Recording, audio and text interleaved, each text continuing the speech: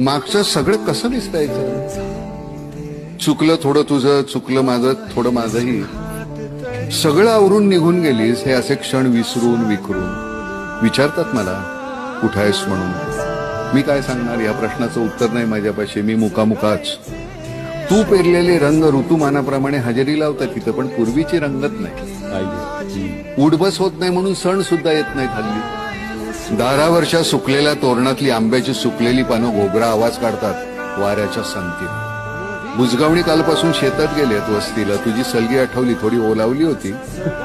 चिंचेखाली आता वाचत बसता येतं बरं.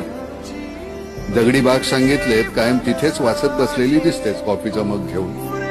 आता कोणी हट्ट करत नाही माझ्यापाशी. मीच हट्टानं तुला जे आवडायचं ते करतो सगळं. तुझा टूथब्रश तसाच आहे ग्लासात. बिछाण्यावर तुझी उजवी बाजू बिनसुरकुतीची, 2 उषा 2 मऊ पांघरुण. गाडी चालवताना कुठे दिसलीस रस्त्यात तर थांबेन, बोलेन, तूही बोलशील माझ्याशी. माहितीये मला थंडी पडली आहे.